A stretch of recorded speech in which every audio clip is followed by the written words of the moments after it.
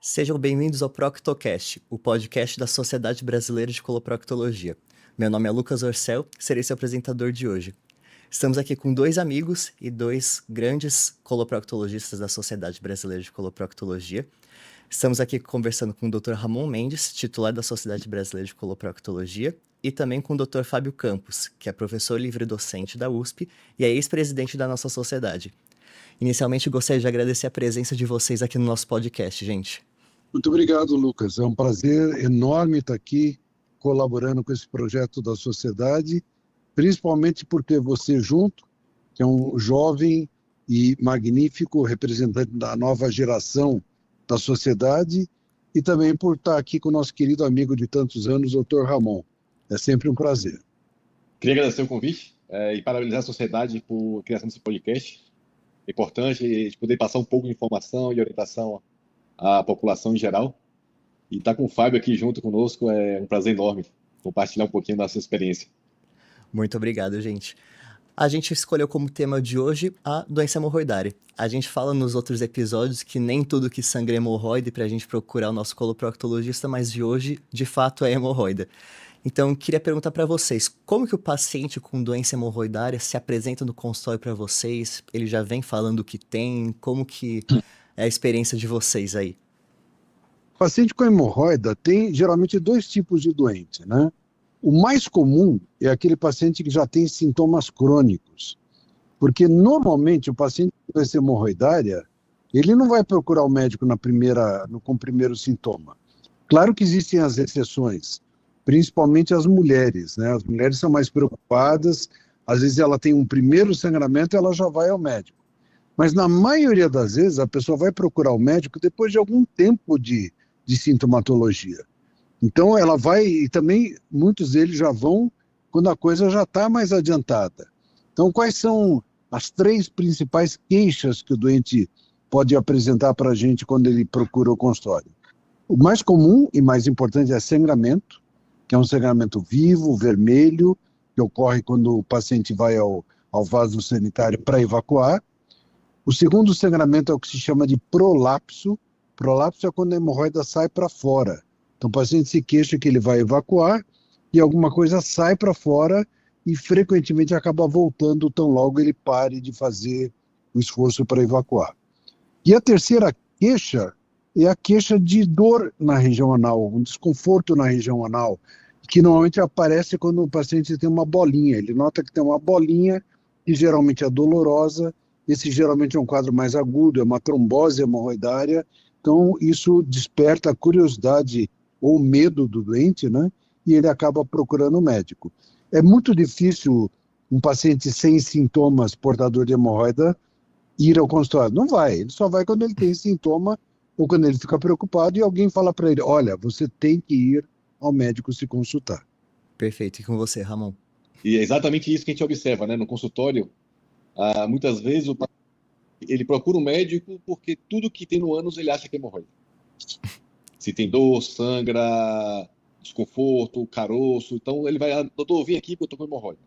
Então é muito importante a gente ouvir um pouco a história do paciente, ver as queixas dele, e isso que vai dizer para nós se aquele problema dele é uma hemorroida ou não. Então, assim, aquele sangramento, aquele sangue que suja o vaso, que espirra no vaso, aquele caroço que ele passa a mão e vê um caroço abalado na região. Então, são as queixas realmente que o paciente chega para nós. E aí sim merece uma avaliação para poder afastar outras doenças que não só a hemorroida que tem na região do ânus. Uhum. E tem ainda o paciente que já vem no consultório já com o diagnóstico fechado e já com automedicação, né? Então, o que mais aparece no consultório, estamos falando de hemorroida, claro, mas aparece muito paciente que fala que tem hemorroida, acaba não sendo uma hemorroida e que se automedica com pomadas que ele mesmo compra na farmácia. Isso é muito frequente, né, Lucas? A hemorroida é uma doença, entre aspas, popular, vamos dizer assim, né? E que um receita para o outro, eu fiz isso, fiz aquilo. Embora tenha uma pequena parcela das pessoas que realmente se preocupam com um sintoma de sangramento, tem outros que não se preocupam.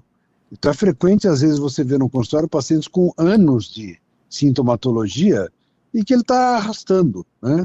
Daí ele usa um comprimido, ele usa um supositório, ele usa uma pomada, que geralmente um amigo orienta a dica, ele acha legal, ele usa a pomada, ele melhora, né? Mas muitas vezes a pessoa arrasta esse tratamento, principalmente, eu acho que são dois motivos. O primeiro é porque ele tem constrangimento, é natural, né?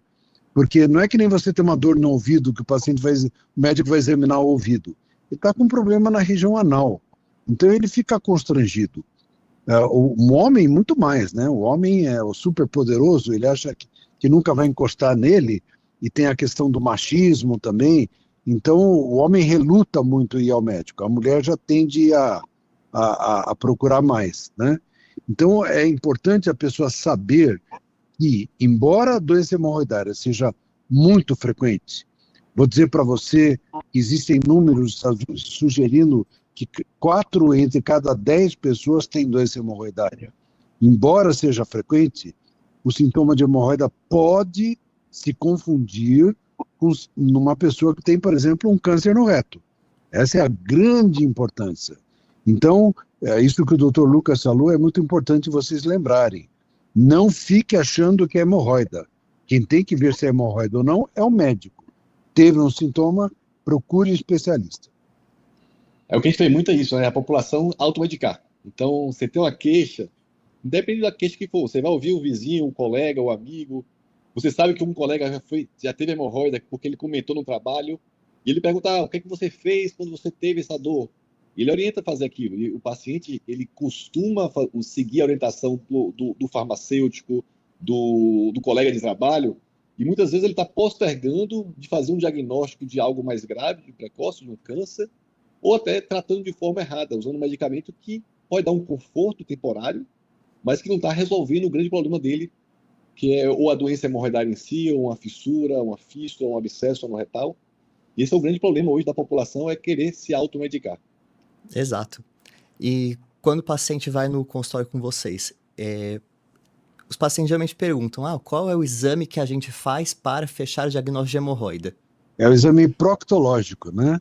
Para Perfeito. quem não sabe, o que é o exame proctológico? É o exame feito por um médico que provavelmente deve ser um coloproctologista, mas pode ser feito também por um cirurgião geral ou por um cirurgião do aparelho digestivo e também por um médico, até por um clínico geral bem treinado, bem orientado. Ele deve fazer um exame inicial no doente. E depois, se ele tiver dúvida, ele vai encaminhar para o especialista. O que é o exame proctológico? É um exame que você faz deitado na cama do médico. Você pode fazer deitado do seu lado esquerdo, ou você pode fazer também numa posição que a gente chama de posição genopeitoral, ou popularmente conhecida como a posição que Napoleão perdeu a guerra, né? É uma posição em que você está ajoelhado, com os braços apoiados na cama, e o médico vai olhar a sua região anal. Então, o primeiro dado que o médico vai extrair é simplesmente dessa olhada externa. O segundo dado que o médico vai fazer no exame proctológico é o exame de toque retal. Gente, o toque retal é um exame importantíssimo, porque o médico usa uma luva, um lubrificante no dedo e 5 minutos da sua paciência, ou nem isso, menos do que isso. O toque retal é tão importante que ele pode até diagnosticar um câncer. Você não vai precisar fazer grandes exames para diagnosticar, por exemplo, um câncer no reto. E o terceiro passo, depois da inspecção e do toque retal, é um exame que se chama retoscopia. Escopia quer dizer visualização.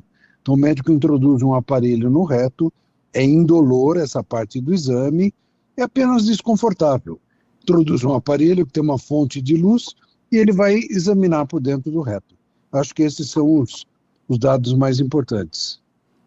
É importante sempre lembrar, então, assim, o paciente chegou no consultório, e uma coisa que a gente tem que ter um cuidado é ouvir o paciente.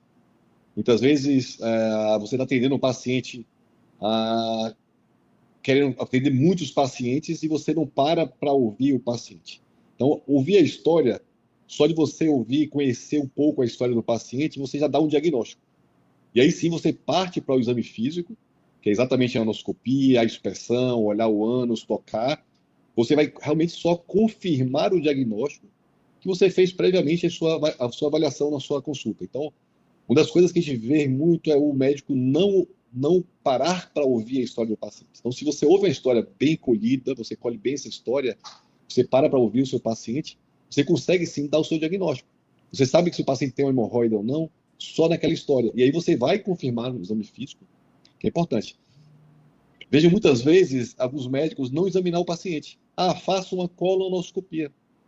Então ele acha que fazendo a colonoscopia ele vai ver toda a região do ânus. E o exame de colonoscopia, ele não faz a avaliação do ânus. Então essa avaliação da consulta inicial é extremamente importante. O paciente perto de você, você tocar o paciente, sentir o paciente, ouvir o paciente, é um dos pontos principais nesse início de avaliação dos nossos pacientes. Isso que o Dr. Ramon falou agora, eu acho muito importante, sabe? Porque muitas pessoas acham que vão no médico e o proctologista vai logo de cara pedir uma colonoscopia. Não é. O médico só vai pedir uma colonoscopia se ele suspeitar que o paciente possa ter alguma coisa a mais. Então, assim, de uma maneira geral, um paciente jovem com sintoma de dor na região anal, sintoma de sangramento anal, ele vai fazer no máximo o exame proctológico no consultório. E o médico vai deixar a colonoscopia por um segundo tempo, se ele achar necessário. Perfeito. Já roubou minha pergunta, doutor, que eu ia perguntar sobre as indicações de colonoscopia, então a gente acaba deixando restrito mesmo para os pacientes que a gente tem algum grau de suspeição de que tem alguma coisa além do exame proctológico alterado. E para exame de rastreio de câncer de intestino, né? A Sociedade Americana fala de 45 anos de idade, a gente já fazer isso, ou a partir dos 50 anos, a depender das outras sociedades. E quando vocês já fecharam o diagnóstico de doença hemorroidária, o que vocês orientam para o paciente? Que medidas terapêuticas vocês orientam? Que medidas, mudanças de estilo de vida vocês geralmente repassam para eles? Excelente questão, Lucas. Aí é uma coisa importante. Então, assim, as hemorroidas, a gente classifica, assim, a nível didático em graus.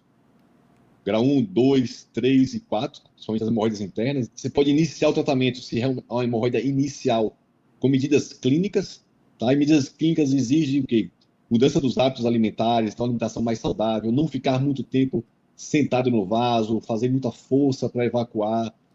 Às vezes você fica no celular ali muito tempo no vaso, fez o cocô e continua com aquela pressão no ânus.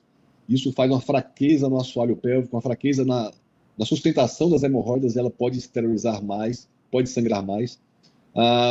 Existem as medidas então, dietéticas, evitar também usar o papel higiênico, fazer a limpeza, passar o papel higiênico, o atrito, muitas vezes fere aquela região, machuca aquela região. Então, assim, são as medidas iniciais, as medidas mudança dos hábitos de dia a dia. Então, uma atividade física mais leve, aeróbica, ela melhora a circulação, melhora o retorno venoso. Então, é uma coisa importante ser feita. Então, inicialmente, o tratamento da hemorroida, se o caso for inicial, a gente começa com as medidas clínicas. Algumas vezes, tem alguns medicamentos que você pode também utilizar. Eles melhoram um pouquinho o retorno venoso e diminuem esse sangramento, esse ebolamento. Então, essa seria o grau, assim, nas hemorroidas iniciais, o que a gente pode fazer para melhorar esses pacientes. Isso tudo que o Dr. Ramon falou é fundamental, sabe? É importante você ter em mente que, às vezes, apenas as mudanças comportamentais do doente já podem ser o tratamento dele. Por exemplo, tem mulheres, principalmente, que tendem a ser muito constipadas, que passam a ter dor para evacuar, ou mesmo sangramento para evacuar. Se você orienta para ela ter uma dieta rica em fibras, tomar bastante líquido, você dá para ela um produto que seja formador de bolo fecal, um produto para ajudar a pessoa a evacuar, orienta essas medidas que o Dr. Ramon citou, de fazer uma higiene na região anal mais refinada, principalmente com banho de assento, com água, não usar tanto papel higiênico. A gente precisa lembrar também, por exemplo, recomendar ao doente evitar o uso de pimenta. A pimenta não causa hemorroida, mas a pimenta irrita as hemorroidas. É muito frequente o doente falar: doutor, comi uma pimentinha ontem e hoje eu evacuei com sangue, né? Evitar muita atividade física. Hoje em dia, muita gente faz academia, esforços físicos, carrega peso.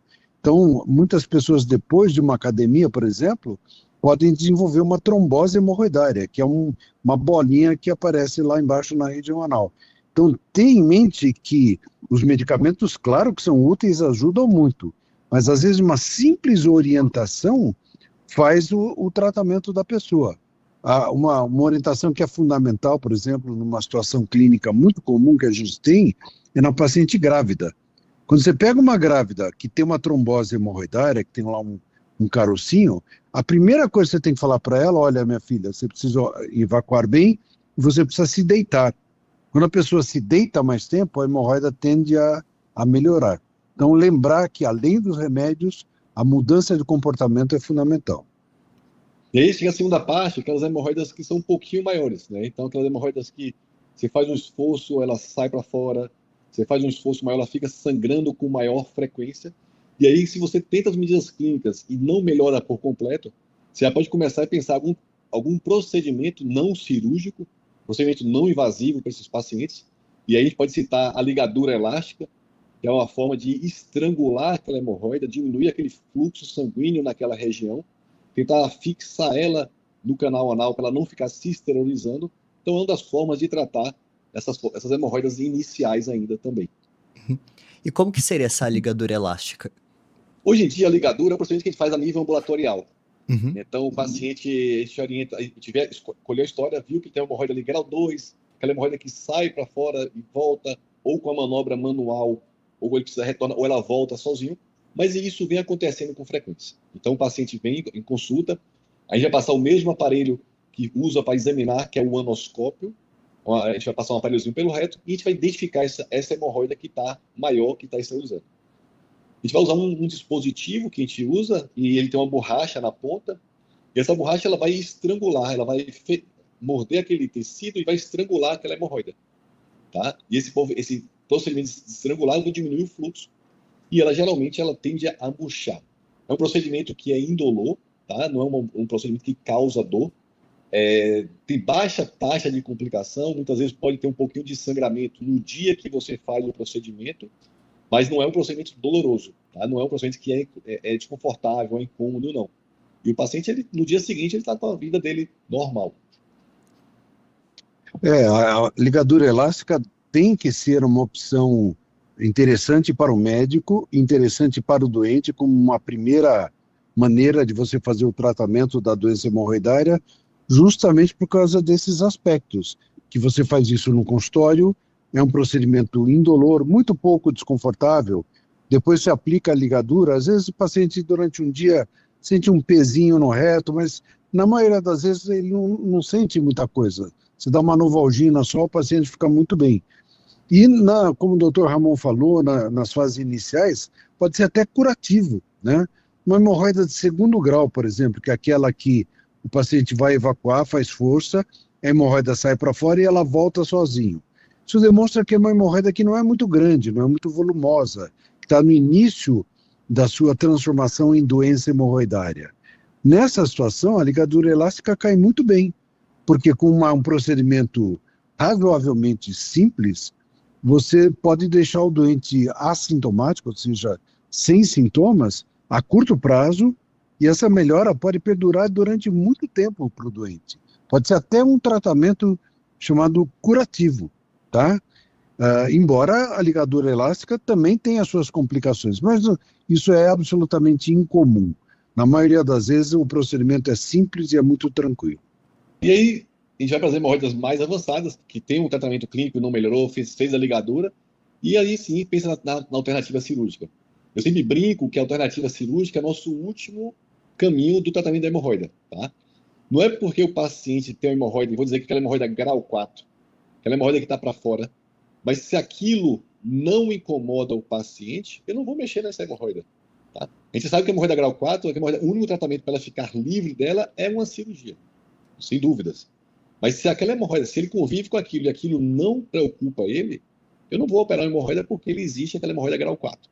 E aí o grande medo do paciente é se a hemorroida vai virar um câncer. Então, se você explica isso bem ao paciente, você vai ponderar a cirurgia.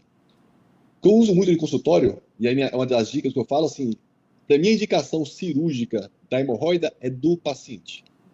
Então, o paciente se queixa, toda vez que eu vou ao banheiro, sai para fora. Toda vez que eu vou ao banheiro, fica sangrando. Eu não quero mais isso. Eu não quero mais passar por isso na minha vida. e eu já tentei as medidas não invasivas, pronto, esse paciente é o paciente perfeito para se indicar um tratamento cirúrgico. Perfeito. É bom quando a gente está conversando assim com outro médico experiente, que a gente percebe que as nossas ideias acabam confluindo, né, para uma mesma finalidade. Isso que o Dr. Ramon falou é a mais pura verdade, gente. Quem indica a cirurgia de hemorroida é o paciente, não é o médico, né? Cabe ao médico explanar, olha, você pode fazer apenas um tratamento clínico, você pode fazer uma ligadura elástica, ou eu vou ter que te operar com esses e esses resultados. Mas quem vai decidir a cirurgia é sempre o doente. Graças a Deus, o doente nunca vai morrer de uma hemorroida. Então, se eu operar ele hoje, ou se eu operar ele daqui a um ano, não vai fazer diferença nenhuma para ele, a não ser que ele vai ficar com sintomas mais persistentes, perturbando a vida dele, a qualidade de vida dele mais tempo. Mas é muito importante que o paciente tenha essa concordância de saber que ele já ultrapassou todas as tentativas menos invasivas que ele podia passar, e ele chegou no momento e falou, chega, isso está perturbando, eu viajei com a minha família, cheguei lá, estava com meus filhos brincando e tal, eu tive uma crise de hemorroida, ou eu estou trabalhando, tive uma crise de hemorroida. Chega uma hora que o doente se enche desse tipo de coisa. É claro, ele tem um receio, ele sempre vai ter medo da dor, medo porque é uma cirurgia, é uma internação, mas como na imensa maioria das vezes ele vai fazer um procedimento de um dia, um paciente de hemorroida, você interna, opera o doente no mesmo dia, na imensa maioria das vezes você vai dar alta no dia seguinte. Tem gente até que dá alta no mesmo dia, isso é um assunto muito discutível, mas 99% das vezes você vai dar alta no dia seguinte e se o cara tiver um trabalho, por exemplo, burocrático, de escritório, de computador, ele 2 dias depois ele está com o computador dele trabalhando. Se ele tiver um trabalho, por exemplo, que ele tiver que sair de casa, tomar uma condução, aí você pode pedir aí uma semana, 10 dias, estourando 15 dias, e o cara está de volta ao trabalho dele. Então você tem que julgar todos esses dados com o doente para poder indicar a cirurgia. E quando a gente fala de cirurgia, vamos conversar um pouquinho sobre as técnicas, sem aprofundar em grandes detalhes técnicos, mas que tipos de operação a gente pode oferecer para os pacientes? Uma técnica de que tira hemorroida, uma técnica que usa grampeador, uma técnica minimamente invasiva com uso de laser? O que vocês conversam com os pacientes sobre as opções terapêuticas? Bom, eu acho que esse é um papo na hora que você indicou a cirurgia, vamos falar, vamos operar? Você tem que contar tudo para o doente, como é que provavelmente vai ser a experiência dele com 2 ou 3 opções que você apresentar ao doente, né? Do ponto de vista da ligadura elástica, isso não é uma operação, isso é um procedimento que você faz então no consultório, tem uma recuperação rápida, tem esses aspectos que nós já comentamos. Quando você fala de operação, hoje em dia existem 3 procedimentos cirúrgicos que você pode fazer. Desses 3, um deles é muito pouco utilizado, tem centros que usam mais, mas de uma maneira geral nós vamos acabar falando de 2 procedimentos. Um, que é uma operação que você vai lá retirar a hemorroida. Retirar quer dizer fazer uma hemorroidectomia. Ectomia quer dizer retirada. Você vai fazer uma retirada da hemorroida. Esse é um procedimento ótimo, muito bom, recidiva muito pouco, a hemorroida raramente volta, vai resolver o problema da enorme maioria dos doentes. E tem um outro procedimento que você usa um grampeador, conforme o Dr. Lucas falou, o Dr. Orcel falou agora para a gente, e esse procedimento, o que ele faz? Ele corrige o outro sintoma da hemorroida, que é o prolapso, que é aquele negócio da hemorroida sair para fora, tá? Qual a grande vantagem do grampeamento? Ele é um procedimento que dói muito pouco, mas a gente sabe hoje que quando você usa o grampeador, além de ele envolver um custo maior, porque ele vai, ou o seu convênio ou o próprio doente vão ter que pagar esse grampeamento. A grande desvantagem dele é que um maior número de doentes voltam a ter hemorroidas depois do grampeamento. Mas é um procedimento excelente, tá? Eu gosto particularmente muito de usar essas 2 técnicas associadas. Eu uso o grampeamento e numa grande proporção dos doentes junto com o grampeamento eu tiro uma ou duas hemorroidas. Eu acho que esse procedimento que a gente chama de técnica combinada traz um resultado efetivo para o doente a longo prazo. Exatamente. Então, assim, acho que não existe o melhor tratamento, não existe a cirurgia com o melhor resultado, em geral.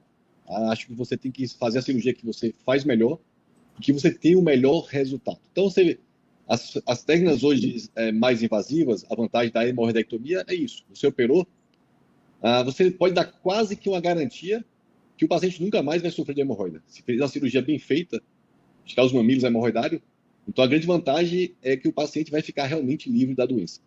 Qual a desvantagem? É o sofrimento pós-operatório. Eu sempre brinco que o pós-operatório ele vai ter um abacaxi saindo ao contrário.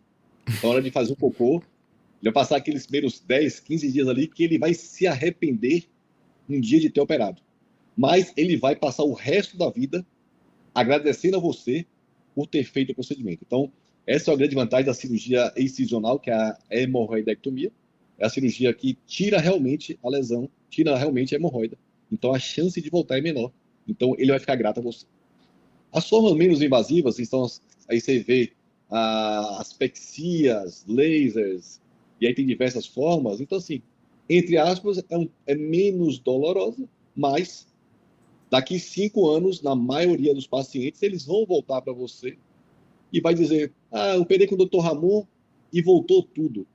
Será que o Dr. Ramon é ruim ou ele não soube fazer a técnica ou ele não soube indicar a técnica? Então, acho que assim, hoje em dia, eu acho que o paciente tem que conversar com o médico, vantagens e desvantagens, benefícios de cada técnica, o que ele quer, qual a queixa do paciente. Então, a sua queixa qual é? É o sangramento?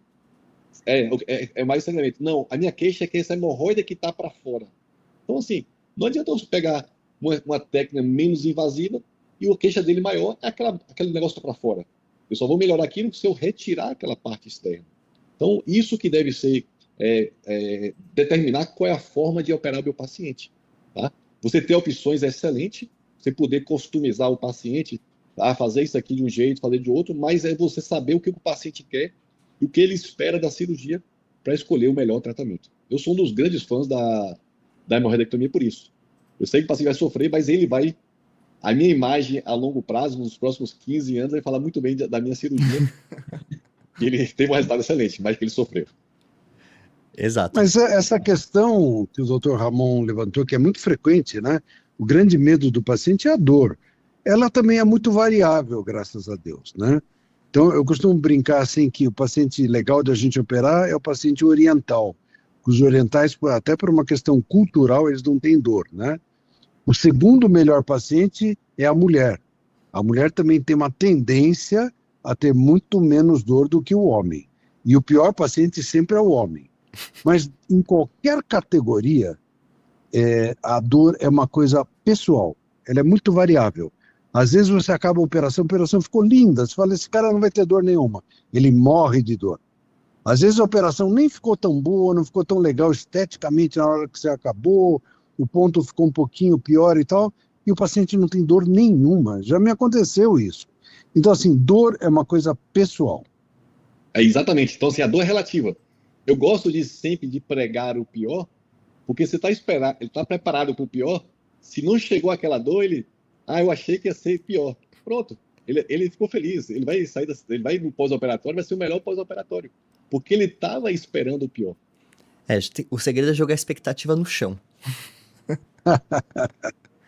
Mas é isso mesmo que vocês falaram. Então, as técnicas excisionais que a gente chama, que são as ectomias, que nem o Dr. Fábio explicou, as hemorroidectomias, onde a gente tira o mamilo hemorroidário, apesar do paciente ter mais dor, tem um grau de recorrência menor.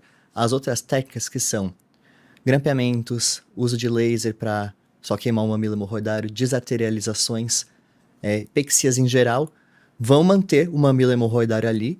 E se você não orienta o paciente a fazer o tratamento correto, fazer aquele primeiro degrau que a gente orientou, que é fazer as mudanças no estilo de vida, então fazer a atividade física sem tanta carga, não se alimentar direito, não beber bastante água, não comer fibra, aquela pexia, aquele grampeamento não vai segurar muito tempo. Aquela hemorroida vai inchar de novo, vai crescer e vai reformar.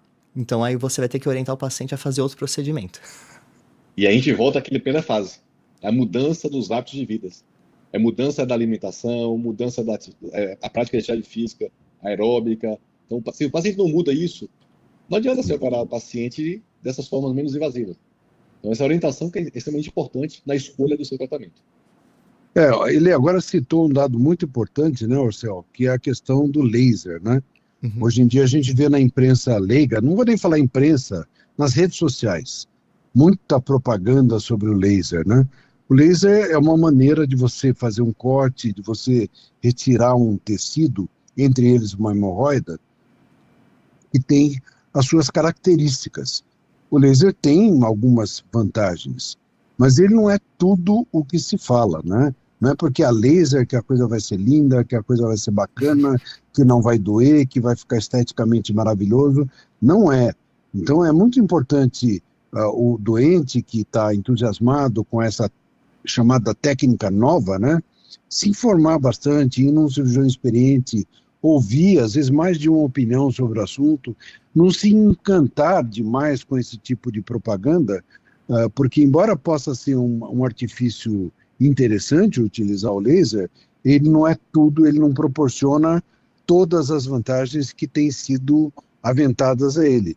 Principalmente porque o pessoal que está operando com laser opera hemorroidinhas muito pequenas, uma sobra de pele, que a gente chama de plicoma. São coisas simples, que dão bons resultados de qualquer maneira. Isso não estou falando que o laser não deve ser utilizado, não é isso. Mas não se deixe levar por um papo aí que a gente tem ouvido demais nas redes sociais. Exato, alinhar a expectativa do laser, né? E quanto ao pós-operatório, o que você geralmente orienta para o paciente? A gente sempre fala que é um pós-operatório, se você ainda mais fizer uma técnica de ressecção, um pós-operatório dolorido, no grampeamento nem tanto, mas que também pode gerar algum desconforto. O que você geralmente orienta para o paciente? Que medidas que a gente pode adotar para evitar que esse pós-operatório que já é temido seja tão ruim? Olha, o que eu oriento bastante o doente, eu falo para o doente o seguinte: o teu melhor amigo agora se chama água. Então, ele tem que tomar muito líquido para ajudar o intestino a funcionar, tem que comer muita fibra para que ele evacue bem. O ideal é que ele consiga evacuar uma vez por dia, com fezes bem pastosas, que não sejam duras, não sejam ressecadas. Idealmente, se ele conseguir evacuar uma ou duas vezes por dia, não mais do que isso é o ideal, porque ele não pode evacuar a cada 3 dias, que daí as fezes estão duras, né?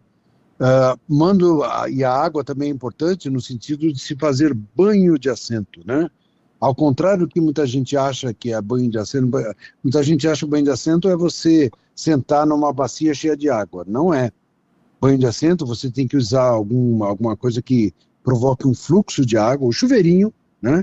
O ideal é o bidê, mas o bidê não tem mais hoje na maior parte dos apartamentos e das casas. Então você usa um chuveirinho que você coloca ali na região anal e deixa a água passar na região anal para fazer higiene, de preferência água morna, né?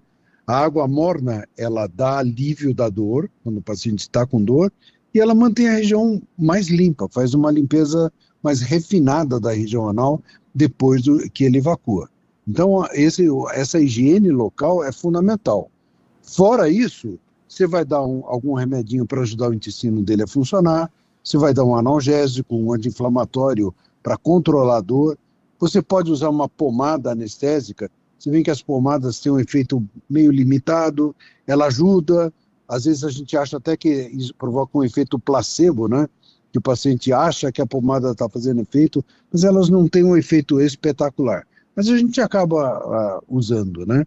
E, acima de tudo, o paciente não pode comer um alimento que possa provocar uma diarreia. Se o cara tiver uma diarreia no pós-operatório de hemorroida, ele vai xingar sua mãe e todas as gerações acima, né? Ele não pode ter uma diarreia. E, preferencialmente, não ficar muito tempo de pé também, não caminhar demais. Então, os primeiros dias a gente recomenda que o cara tenha uma atividade um pouco mais leve. Exatamente. Isso aí eu sempre brinco com o paciente, por mais que ele saia com remédio para dor, às vezes quer 1, 2 ou 3 remédios para dor, eu falo que o banho de assento é o melhor remédio de todos. Então, o melhor parceiro dele é o banho de assento. Por quê? Então, acontece, quando você tem dor, você tende a contrair a musculatura anal. E é o lugar onde tem uma ferida cirúrgica ali. Então, ele contrai, a dor perpetua. Quando você senta na bacia ali com água morna, E aí você dá um pouco, aquela sensação da água morna, aquela sensação de relaxamento. Então aquela musculatura, ela relaxa um pouco. Então ele consegue diminuir aquela dor, principalmente após evacuar. Então eu gosto muito, e aí como baiano, então a gente brinca, eu gosto muito de usar a casca de aroeira, tá? Eu faço os banhos de assento, eu gosto de usar a casca de aroeira porque ela tem um pouco de efeito cicatrizante, tá? Então as mandingas de quem não é da capital, você do nordestino aqui, a gente gosta assim de usar a casca de aroeira, pelo efeito dela, é um efeito cicatrizante na região. Tá? Então, o melhor remédio de todos é o banho de assento. E a limpeza. Então, eu sempre falo deixar uma gazezinha local, para poder absorver aquele líquido, aquela secreção que sai. Se você deixa aquela ferida suja, aquela ferida úmida, a cicatrização é mais lentificada. Então, o cuidado do paciente no pós-operatório é o que vai dizer muito a recuperação. Se ele não cuida muito bem da ferida, ele vai ter um pós-operatório mais sofrido. E isso, com aquela revisão de 7 ou 10 dias ali no pós-operatório, quando você vê seu paciente, você consegue saber, esse paciente está cuidando bem da ferida. Não, esse paciente ele não está cuidando bem. E aí você pode puxar a orelha dele naquela revisão. Você já sabe como é, né? O resumo desse papo nosso aqui é o seguinte: o paciente precisa estar perto de você. Isso é muito importante, sabe? Em cirurgia de hemorroida, eu acho que essa é a maior verdade. O paciente precisa estar amparado pelo médico. Porque surgem coisas e ele precisa de novo de novas orientações. Então, é importante para o médico facilitar o acesso a ele no pós-operatório. Com certeza. Ter esse amparo é muito importante para o paciente mesmo, por conta das dúvidas que aparecem depois. E o que o Ramon explicou mesmo do banho de assento é muito importante, porque o que piora muito o pós-operatório são os espasmos musculares, né, da região anal. Então, quando a gente faz um banho de assento com água morna, a gente evita essa contratura. Então ajuda bastante na cicatrização e na melhora do controle do dor do paciente. Pode consumir a aroeira do Ramon, mas não pode pimenta, hein, gente? Nem a melhor pimenta baiana não pode, viu? Proscrito. Gente, acho que a gente explicou bastante aqui para a população não médica um pouquinho sobre a doença hemorroidária, sobre os tratamentos terapêuticos que a gente pode oferecer. Queria agradecer a presença de vocês aqui no nosso podcast. Sei que a agenda de vocês é sempre corrida, assim, ainda mais em dia de semana, e vocês conseguiram disponibilizar esse tempinho pra gente. Muito obrigado pela atenção, por dividir um pouquinho do conhecimento de vocês com a gente. Olha, Lucas, eu queria agradecer primeiramente ao professor Sérgio Araújo, presidente da nossa sociedade, parabenizar a diretoria por esse serviço de divulgação de conhecimento que é muito importante. Parabenizar você por ter tomado a frente desse projeto. Eu acho que esse é o tipo de atividade que realmente traz informação útil para as pessoas. E agradecer o enorme prazer de estar aqui e ter dividido esse tempo aí com vocês todos, com o meu querido amigo Ramon. É um prazer sempre enorme encontrar com ele aqui. O Ramon, além de ser um amigo grande de muitos anos, é um profissional da primeira linha no Brasil. E eu agradeço o convite a vocês todos. Eu queria parabenizar a sociedade, em nome do Sérgio, que é o nosso presidente. Então, a criação desse podcast é algo fantástico. Acho que a gente, como sociedade, a gente tem que cada vez mais levar informações corretas, verídicas aos nossos pacientes. Isso é importantíssimo, ter essa informação com embasamento da sociedade, que é quem defende os nossos pacientes no geral. Lucas, você, pela brilhante condução do podcast, pelo projeto, está abraçando esse projeto e conduzindo muito bem o nosso bate-papo. Não vou dizer entrevista, mas o podcast é um bate-papo, de uma forma mais clara para o paciente poder orientar. E prazer enorme estar com o Fábio aqui, grande amigo aí, que foi quem me conduziu o meu mestrado aí na minha banca avaliadora. Para mim é um prazer enorme estar com ele aqui, dividindo esse espaço aí. Muito obrigado aí. Bom, muito obrigado aos dois. Só deixando um aviso aqui para o público. Se vocês precisarem de mais informações sobre doença hemorroidária, outras doenças da área da coloproctologia, vocês podem acessar o site da Sociedade Brasileira aqui embaixo, e como dever da Sociedade Brasileira também em atualizar coloproctologistas, cirurgiões do aparelho digestivo e quaisquer outros médicos interessados, também podem acessar o nosso site abaixo para checar sobre as datas do nosso Congresso Brasileiro de Coloproctologia, a ser realizado em setembro aqui em São Paulo esse ano. Muito obrigado pela audiência, obrigado novamente aos nossos convidados e até a próxima.